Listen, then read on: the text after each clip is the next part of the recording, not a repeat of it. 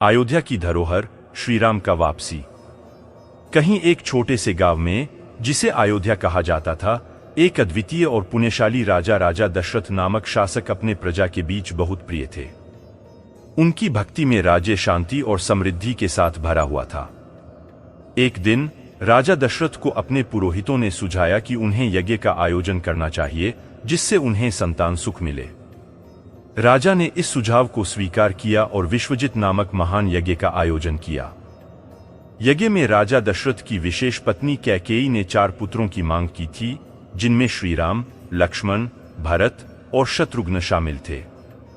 राजा ने उनकी मांग को स्वीकार किया और अपने प्रिय पुत्र श्रीराम को विशेष रूप से पसंद किया। यज्ञ की समाप्ति के बाद राजा ने अपने पुत्र श्रीराम को अयोध्या का युवराज घोषित किया। पूरे राज्य में आनंद का वातावरण था। लेकिन इसी खुशी के मोह में कैकेयी ने अपने दाएं दीवार की कठिनाइयों को बयान करते हुए श्रीराम को वनवास भेजने की मांग की। राजा दशरथ को यह सुनकर दुख हुआ, लेकिन वह अपने वचन के प्रति बनाए रखने के लिए समर्पित थे। श्रीराम ने अपने पिता की आज्ञा को स्वीकार किया और वनवास के लिए निर्गमन करने का निश्चय किया। संपूर्ण राजा में हिल थे कि विलीन हो गए और अयोध्या ने शोक में डूबकर राजा दशरथ की अकेले में बढ़ती कदर की। इस प्रकार अयोध्या उद्घाटन समारोह ने श्रीराम के वनवास जाने के साथ ही एक नए युग की शुरुआत की, जिसमें धर्म, नैतिकता और प्रेम की महत्ता सभी को सिखाई गई।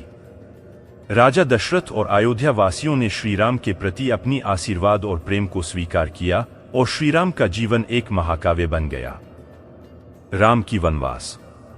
श्रीराम, लक्ष्मण और सीता ने 14 वर्षों के वनवास के बाद अपने प्रिय अयोध्या वापसी के लिए प्रस्तुत हुए।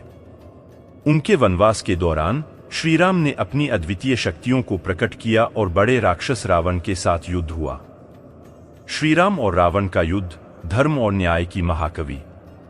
अयोध्या के राजा श्रीराम ने वनवास का कठिन कठोर अवधारणा स्वीकार की और राक्षस राजा रावण का वध करने के लिए अपनी अद्वितीय शक्तियों को प्रकट किया।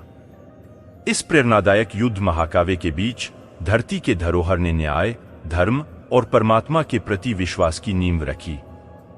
श्रीराम, सीता और लक्ष्मण ने अपना वनवास पूरा किया, लेकिन राक्षस राजा रावण ने अपने अधर्मपरायण आत्मविश्वास में डूबे रहकर सीता माता को अपहरण कर लिया। श्रीराम ने अपनी पत्नी की रक्षा के लिए अपने असीम शक्तियों को प्रकट किया और रावण के बुराई को समाप्त करने का आदान प्रदान किया। राम-रावण युद्ध धरती पर एक महाकाव्य की भावना का स्रोत बन गया था। श्रीराम ने अद्वितीय धर्म का पालन किया और अपने भक्तों के साथ एक असीम प्रेम और सहानुभूति का संबंध बनाए रखा।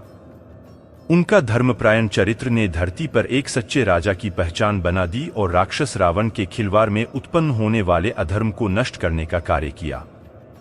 श्रीराम ने जनकपुरी की सीता माता को पुनः प्राप्त करने के लिए अपनी सहसा, वीरता और निस्वार्थ सेवा का परिचय किया।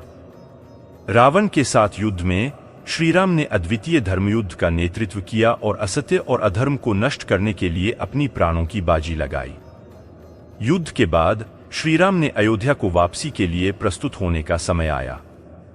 राजा बनने के लिए श्रीराम ने राजा दशरथ की विचारपूर्ण शक्तियों को स्वीकार किया और राज्य को न्यायपूर्ण ढंग से प्रबंधित करने का निश्चय किया।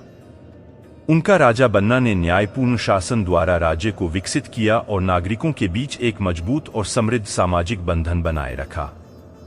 श्रीराम ने अपने प्रजा के साथ एकजुटता बनाए रखने के लिए धरती के सभी क्षेत्रों में अपनी योजना को समर्थन किया और राज्य को सशक्त बनाने के लिए प्रतिबद्ध रहे। श्रीराम की अद्वितीय शक्तियों ने धरती को एक नए युग की शुरुआत की, जिसमें न्याय, धर्म और सत्य की बातचीत ने एक समृद्ध, संतुलित और सुखी समाज की रचना की। श्रीराम ने अपने जीवन के माध्यम से हमें धरती पर सुशीलता, न्याय और प्रेम के मूल्यों को आगे बढ़ाने का प्रेरणा दिया है और उनका कार्य सदैव हमारे हृदय में बसा रहेगा। श्रीराम, लक्ष्मण और सीता ने 14 वर्षों के वनवास के बाद अपने प्रिय अयोध्या वापसी के लिए प्रस्तुत हुए। उनके वनवास के दौरान श्रीराम ने अपनी अद्वितीय शक्तियों को प्रकट किया और बड़े राक्षस रावण का वध किया था।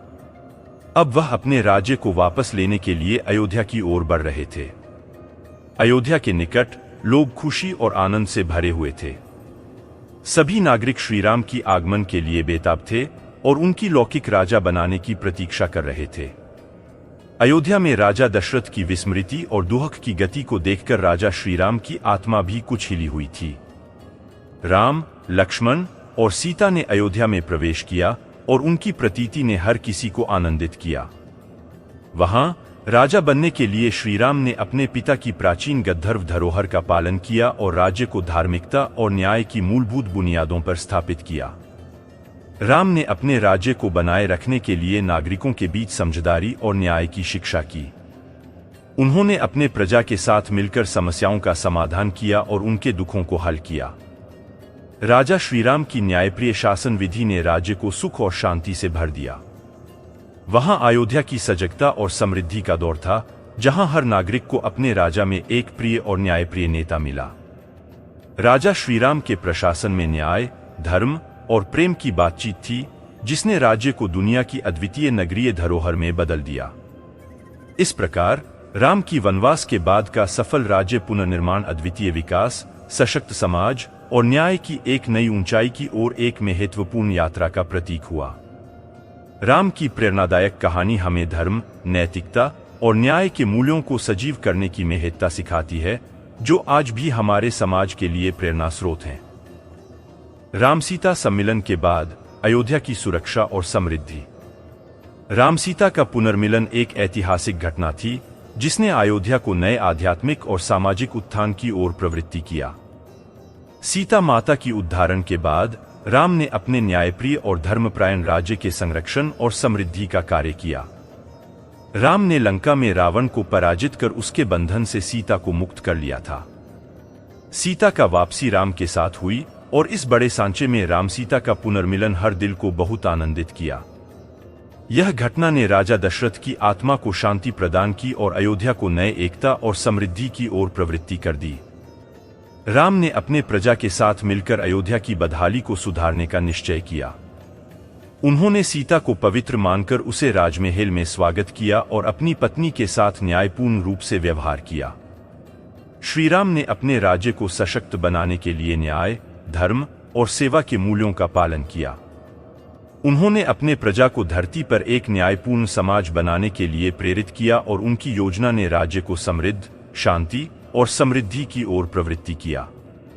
श्रीराम ने अपने राज्य के लोगों को धर्म, सेवा और सच्चे प्रेम के माध्यम से एक सशक्त समाज की ओर प्रवृत्ति करते हुए उन्हें अपने परिचय में एक संगीतमय जीवन की शिक्षा दी। इस रीति में राम सीता सम्मिलन के बाद का यह अद्वितीय यात्रा ने धरती को एक नए सत्य, न्याय और प्रेम की ओर प्रवृत्ति किया और इसने एक समृद्ध और सुखी राज्य की रचना की। राम और सीता की प्रेम कहानी ने हमें एक उच्चतम आदर्श की ओर प्रेरित किया है, जिसमें न्याय, धर्म और प्रेम एक साथ आते हैं और एक समृद्ध और समर्थ राज्य की दिशा में हमें मार्गदर्शन करते हैं। इस प्रकार अयोध्या उद्घाटन समारोह ने श्रीराम के वनवास जाने के साथ ही एक नए युग की शुरुआत की, जिसमें धर्म, नैतिकता और प्रेम की महत्ता सभी को सिखाई गई।